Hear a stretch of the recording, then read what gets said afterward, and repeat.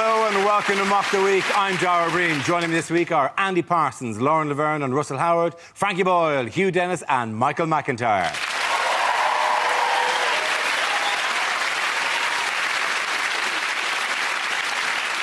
We start with a round called If This Is the Answer, What is the Question? On the board are 6 categories. Lauren, which category would you like?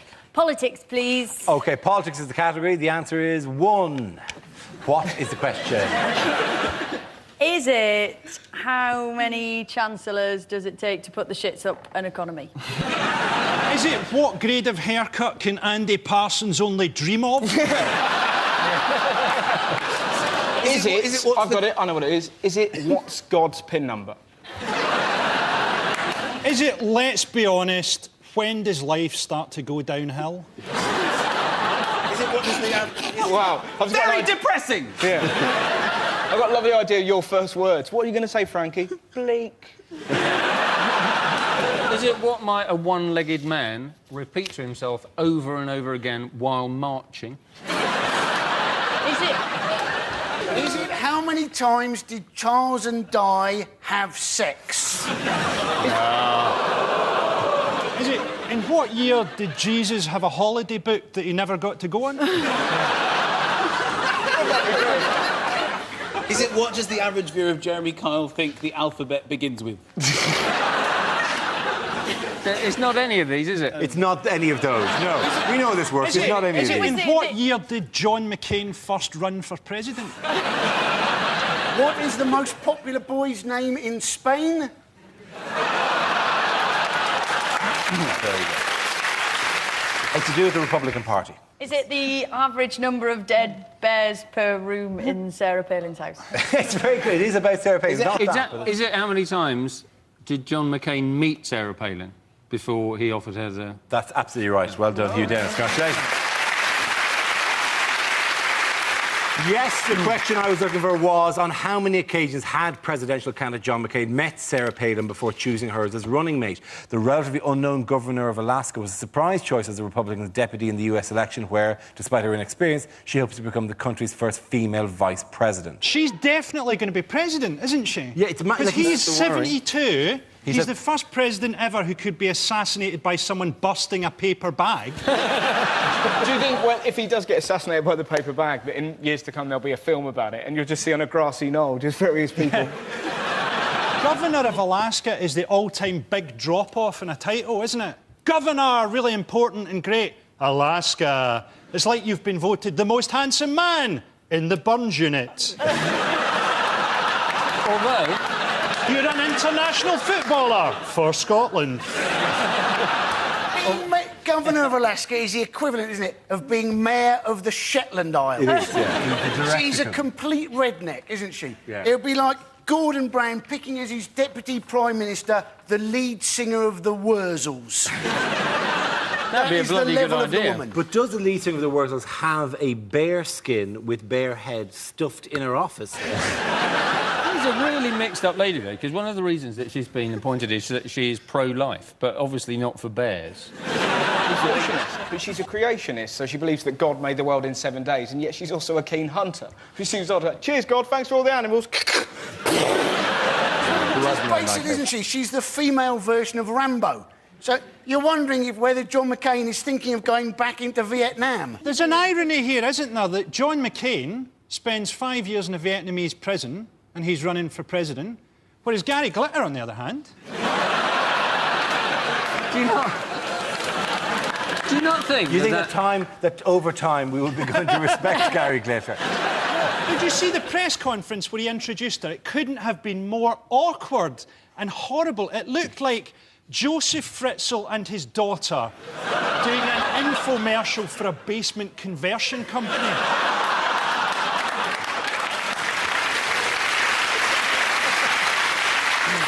How is she being tested this week? Her daughter's pregnant, and she said that she is... I think she's like 17 or something, and she said, oh, yeah, but it's OK, because she's going to marry the father, as if that doesn't just make it worse. Yeah. I know. Yeah, imagine if we were all married to the people we'd gone out with when we were 17. Like, how shit would your life be? But she's also... She's got... Somewhere, by the way, in the country, there is a couple there of childhood Obviously, sweethearts. That's dreamy. I mean, who my are sitting mum and beside dad, each other yeah. going, I've been with you for 15 years now. Oh, Lauren is right. I could be with Lauren Laverne now. The thing about being a creationist, right, is that actually being a creationist is the logical position, isn't it? If you're going to believe in a crazy, made-up religion, you might as well just go the whole hog and get right into it, right? Richard Dawkins, right, he's a very nice guy, but he doesn't understand the suspension of disbelief that's part of religion. You wouldn't want Richard Dawkins reading the Narnia books to your children, would you? Peter, who doesn't exist, and Lucy, who doesn't exist. Edmund and Susan, who don't exist, all went through a magic doorway that didn't exist and met a lion. They exist, but they don't talk, and they're not a metaphor for Jesus, who definitely didn't exist.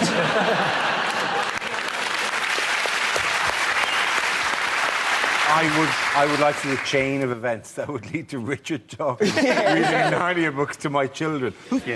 Who's in there with the kids? It's Richard Dawkins. I thought you asked him over it. How does the Republican convention, by the way, how's it comparing to the Democratic convention? It's a lot quieter. It is a lot quieter. Because they've scaled it all down because of the hurricane. Yes. There's been a hurricane, it's come, it's called Gustav. Yes, there has, yeah. And he just missed, they all got everybody out. The mayor, did anybody see the mayor? Brilliant speech by the mayor, yeah. He came out and he just really wanted to make sure that nobody stayed. So he said, this is the mother of all storms. Get your butts out of here. And next to him was a woman doing sign.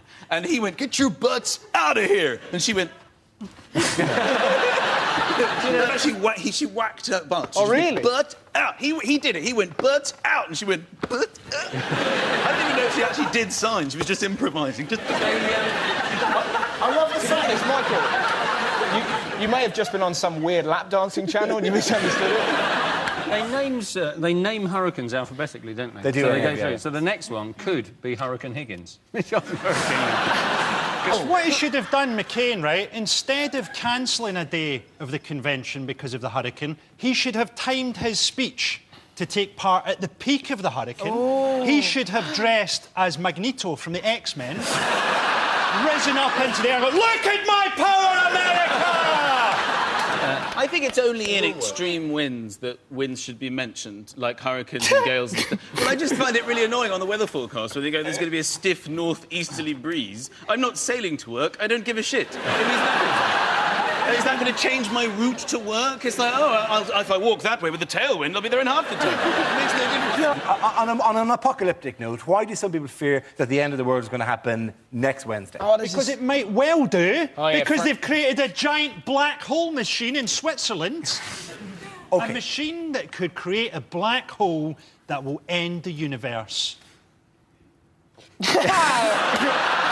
Well, that is the greatest bit of timing I've ever seen in my life. The Large Hadron Collider in CERN in Switzerland starts on Wednesday. Or to give it its proper name, the Black Hole Machine. They've taken all necessary precautions. No, they haven't. They haven't taken the necessary precaution of not doing it, though, have they? There's a 1 in 50 million chance that it could create a black hole which will end the universe. Now, I would argue that if there's any chance of that, like if my kid said to me, can I get a train set up in the loft? I would go, OK. If could I get a train set that might end the universe? I'd say, what about a bike? So you'd prefer it if they got the protons and then cycled them round the tunnel on a bicycle? The thing is, I'm sure they're going to find out some interesting things about protons, but I would add, I don't give a fuck. I think if the... I think they've taken all the necessary safety precautions, It might create a tiny black hole, right, which is the worst type of black hole, because we'll all get drawn slowly towards Switzerland. And every week this desk will be like 2 feet further over there. And then eventually we'll just look one week and Russell have been replaced by just the jaws of infinity.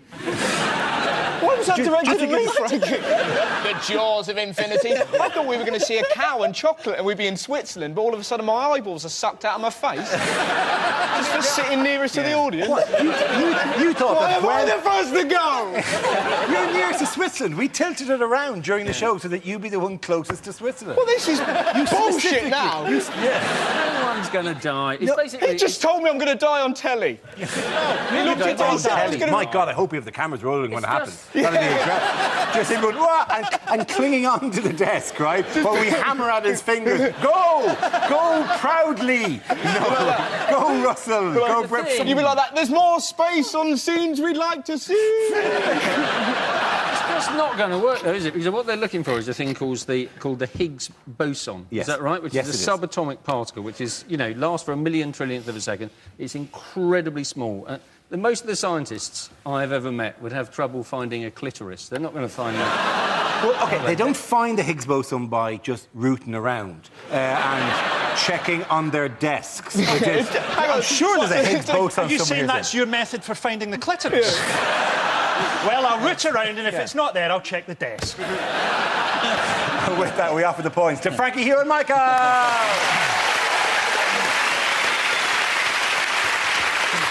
Now we play a round called Danger, Danger, Subatomic Joke Collider.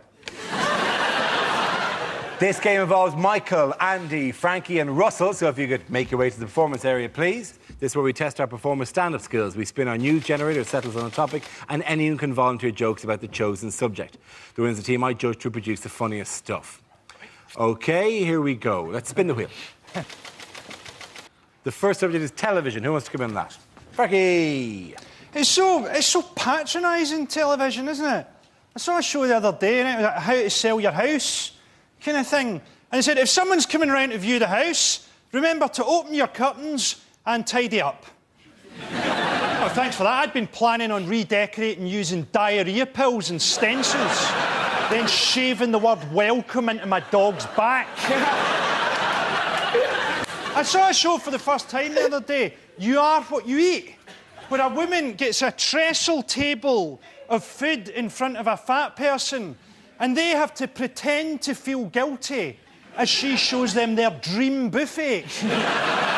Oh, this is terrible. Could you give me 5 minutes on my own here? You've got to be careful what you say on telly. I did a cookery show, and it was 10 in the morning, and it was live, and it was the day of the Glasgow airport attack. And the presenter said, oh, you do topical stuff, don't you? And I said, yeah, like today, we don't know if that was terrorists or just Richard Hammond turning up late for check-in. You don't want to have to whisk eggs for 20 minutes while a studio full of people hate you. See, political correctness is all over television. Apparently, on television, we're now not allowed to say fairy lights because it might be homophobic. Apparently now we've got to call them poof lanterns. Thank you, Frankie. OK, let's spin the wheel again. The subject is modern living. Who wants to come in on that? Andy Parsons.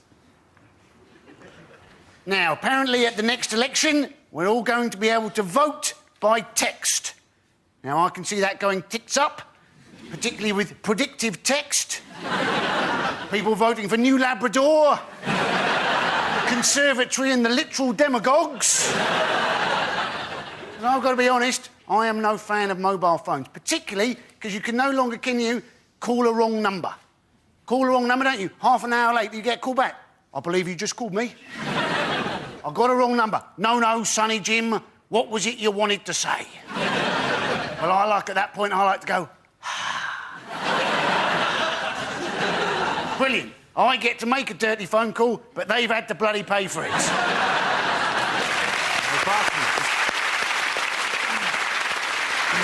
That leaves us with Michael and Russell. Let's spin the wheel. Next topic is drugs. Who wants to come in on that? Russell. Good laugh, mate. I get offered drugs loads. I was at Glastonbury this year, right? And this bloke came up to me. He's like, oh, mate, do you want some shrooms? And you're quite tempted, because everyone was like, it was amazing, man. Had a chat with the tree. Good guy. He was called Nathan. You'd love him. We're going to play racquetball Thursday week. What a chap. But you know, if you took mushrooms, you'd be the one who would have the story that would end up on the front page of the papers. Do you know what I mean? I killed a lollipop lady. She wouldn't let me lick it, and I killed her.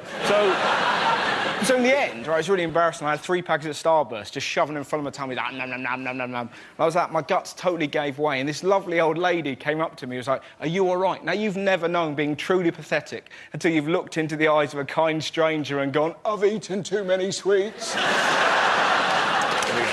John Russell. OK, Michael, let's see what you've been left with. Let's spin the wheel. The topic is grooming. Michael? People like my hair, though. I do gigs, and people come up to me after the show and they go, I loved it. I go, what part? And they go, your hair. It moves around when you tell jokes, and people find it funnier than me. And I'm worried I'm going to wake up bald with a note. I've gone solo. I obviously don't need you. I'm touring. I never understand the end of a haircut, the mirror bit. There's this strange... Men don't want this bit, OK? There will be a back of the head mirror. It's a mirror specially designed for the back of the head. They will fetch the mirror. Man is already thinking, I don't want this, I don't want this. And then they present to you the back of your head. It's a surreal moment in life. It's you looking at the back of your head for the only time in life you see the back of your head. And I think in the history of hairdressing, no man has reacted at this moment in any other way other than... yeah. I don't even know it's my head. For all I know, it's just a photo of his best ever haircut. I don't care. It's of no interest to me. Do people go, I love it, I'm leaving backwards. Woohoo! Thank you! Points there go to Frankie and Michael.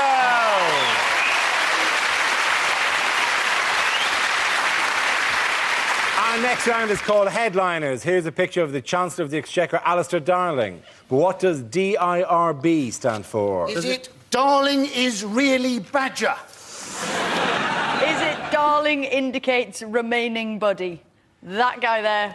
Oh no, he's just gone. It's Darling initiates rap battle. He's actually just said, your mama's so fat she got her own postcode. I know the answer to this, actually. Alistair Darling has written an incredibly dull sequel to the Narnia books, which are called Doorway into Reading Business Park.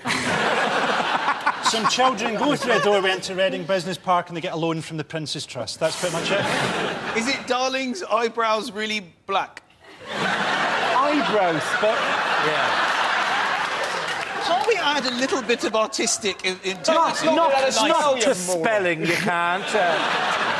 Eyebrows. If you were texting it, people would know what you meant. Yeah. Eyebrows. Why would To a be honest- headline be written in text speak? What newspaper? How busy are you? How busy journalists are? Why would a headline involve the word badger? We're all having fun. Is it disco inventor resurrects boogie? This headline is actually Darling's Inuit robot butler.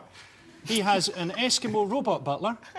What should we do today, Tiktari37? Ice fishing. No, not ice fishing, ice fishing. Every day with the ice fish. Ice fishing. I don't know that you're a robot. I think you're just a suit of armour with a tape recorder in you. Ice fishing.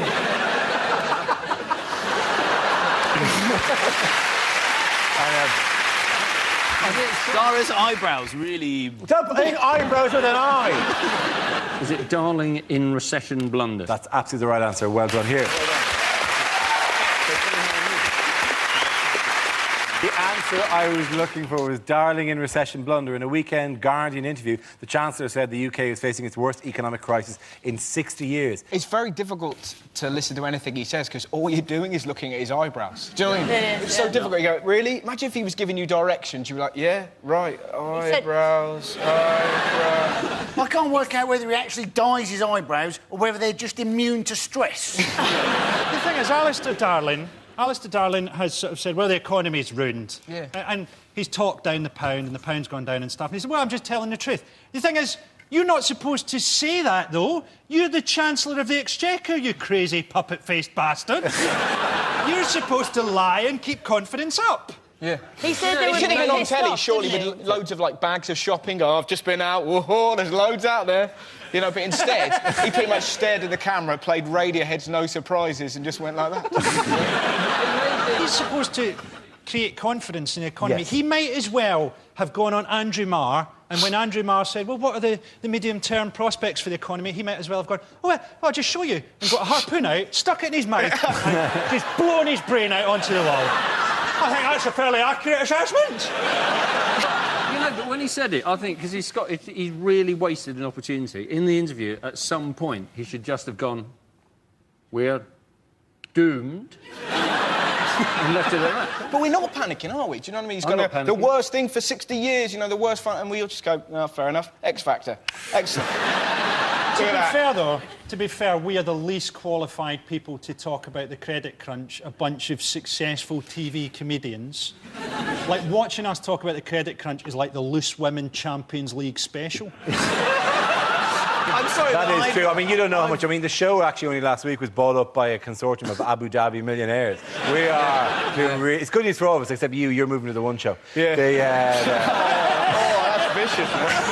I've got involved in the credit crunch. I've been watching this man who winds me up. I went onto his website and he guaranteed me that I could get a better deal on my mobile phone, and it's got step-by-step instructions on what to do. So I phoned up my provider. I'm in front of the computer, I'm reading it, and now you have to go through to disconnections and say you're going to leave, and apparently they stop you and give you a better deal. Yeah. So I go through to disconnections and I go, I'm leaving, cancel my account. And they go, OK, we're sorry to hear that. And I'm like, OK, I wanted a better deal.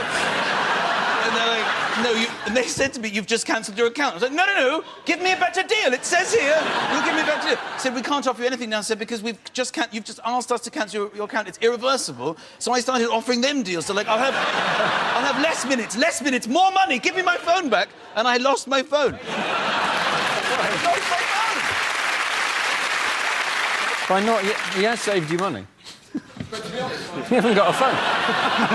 You can't Now use I've got your this phone. new phone, which is a disaster. It's a disaster, my new phone. It's a camera, What does it do? but I don't know how to use the camera, so I keep taking photos of my ear when I try and make photos. I've got a film of my face going, what? And then my ear going, what?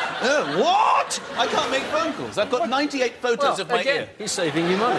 What gets me about the credit crunch, right, is how flimsy our principles are. Because everyone was buying organic food and going, oh, I want the chicken to have lived a life before I eat it. Yes. Now, the first sign of trouble, I don't care if that chicken, if the first light it ever sees is the little light in my oven.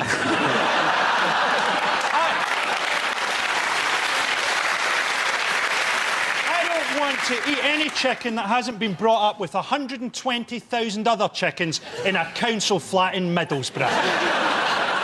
It's also all these obscenely paid footballers, isn't it? You know, and they're all talking about, oh, I've just gone out and bought a 36 grand Frank Muller watch. For 36 grand, you would want some gadgets on your watch. For instance, I would want to be able to drive it. To be honest, if I don't know who this Frank Muller guy is, but for 36 grand, I'd like Frank to be around at all times. I'd like to be able to turn and go, oi, Frank, what's the time? And he goes, 2:10, Dara. Nice one, Frank. We have that in Malta. You know the speaking clock when 1, 2, 3, the time sponsored by... In Malta, which is a very small country, my mother was living there. She phoned up the speaking clock. And somebody just goes, hello? And she was like, oh, I think I've got the wrong number. He's like, what number you want? She's like, I was phoning for the clock. He went, yeah, it's the right number. It's 2:13. It was some guy. Fantastic. She said that once it just rang and rang and rang and rang and rang, and then after a while he was like, sorry, I was in the shower, 3:32. There's a thing, isn't there, in the credit crunch where apparently people are starting to cut their own hair. Oh. I've been doing it. I gave myself a Brazilian the other night. As a man, never get a Brazilian because when you get a hard-on, you look like a sundial at noon. OK, at the end of that round, the points go to Frankie, Hugh and Michael. Now we come to our final quickfire round called Scenes We'd Like to See. This is for everyone, so if you can make your way to the performance area, please. I quote ideas for scenarios we'd love to see, and the performers come in with their suggestions. OK, here we go. The first subject is lines you wouldn't hear in a sci-fi film. We've discovered an alien queen, and she's laid enough eggs to take over the galaxy. This writing, it says, Katona.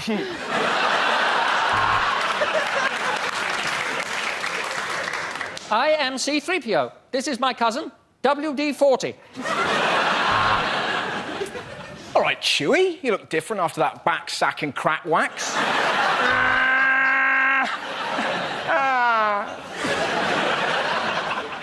My name is Obi-Wan Kenobi. This is my brother, Oh Be Careful, my sister, Oh Behave, and my dog, Oh Be a Sport.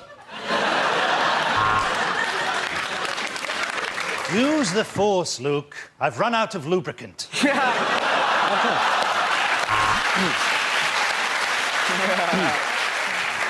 Yeah, that's right. We aliens have learnt your language by listening to your radio broadcasts.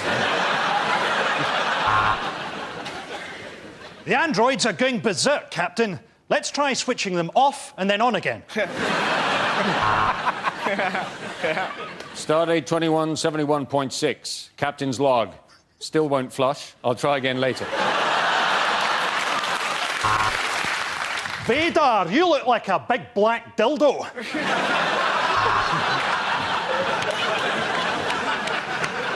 Captain, I've been repeatedly firing this laser at that alien, but all I've managed to do is improve its eyesight and give it a Brazilian.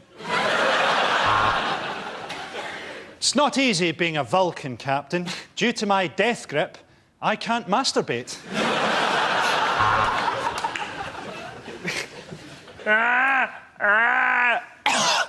Had that hairball in there for years. You're loving Chewie. I need to break into the Death Star's computer system. Who knows Darth Maul's mother's maiden name? Captain, the ethereal sounds being made by this beautiful dying creature from another world is some funky shit.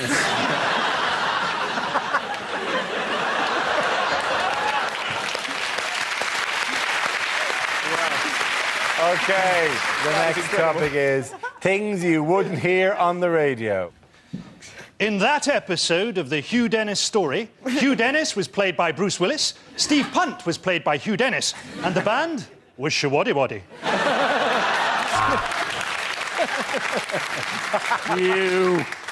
You touch my turnips and I'll fuck you up.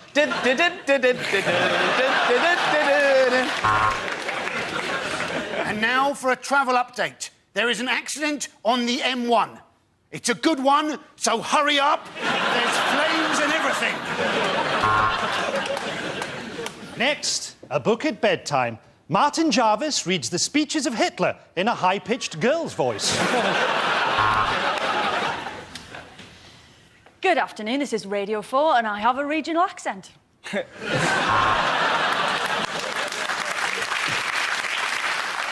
Next on Radio 4, the dogging forecast. Here on Traffic Watch, we're predicting long delays on the M4, where I'm about to hit my ex-wife's car with this helicopter. And now it's the panel show where our panel try to stave off premature ejaculation. Yes, it's just a minute.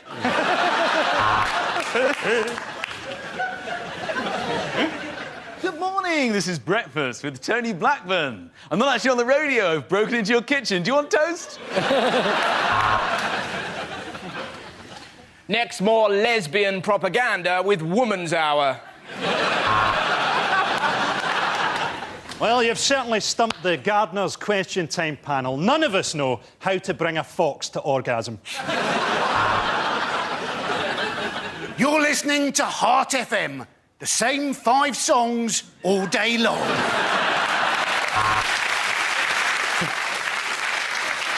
"6 a.m, welcome to the breakfast show. Who's up at 6 a.m? My wife's leaving me. My dad didn't get up at 6 a.m, and he was a fucking minor. OK, the end of that round, the points go to Frankie, Hugh and Michael.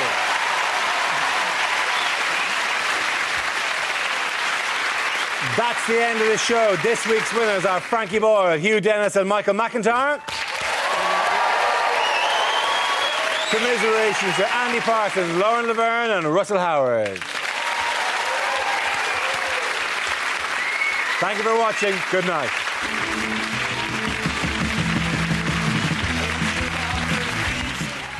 Eileen Klass and Vic Reeves guest on Buzzcocks at 10, but next here on BBC Two, a new coach and a financial crisis. The comedy continues in The Cup.